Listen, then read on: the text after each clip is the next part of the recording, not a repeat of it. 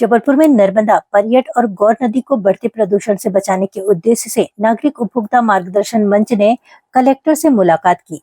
प्रतिनिधिमंडल का कहना है कि नदियों के किनारे बसी अवैध डेयरियों और उनके अपशिष्ट के कारण जल स्रोत अत्यधिक दूषित हो चुके हैं।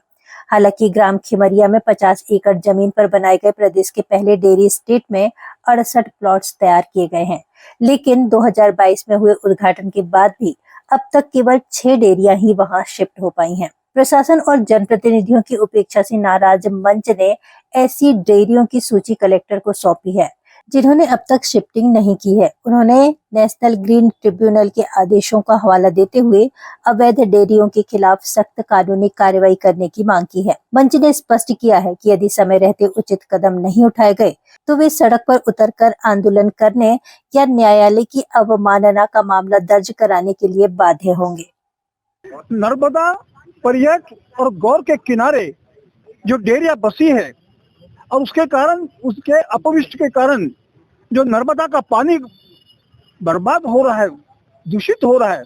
गौर तो बर्बाद हो ही चुकी है और गौर नदी भी आज बर्बाद होने के कगार पर आ गए। परियट तो बिल्कुल गोबर नदी बन गई है। हमको अब नर्मदा को कम से कम बचाना है। इस उद्देश्य से हम लोगों ने एक याचिका दायर की थी और उस याचिका के तहत में 50 एकड़ जमीन में ग्राम खमरिया में ये डेयरी स्टेट बन गया है। ये डेयरी स्टेट प्रदेश का एक प्रथम स्टेट है, एकमात्र स्टेट है और जबलपुर के लिए गौरव है।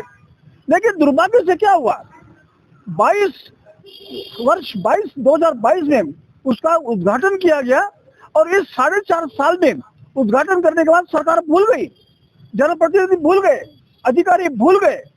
वहां पर ना कोई अधिकारी है वहां पर स्टेट में, ना उनके लिए कोई बजट दिया गया। आलम यह है कि 68 प्लॉट्स बनाए गए लेकिन मात्र केवल 6 डेयरियां वहां पर शिफ्ट हुई है। इस कदर का बदहाली वहां पर पड़ी है।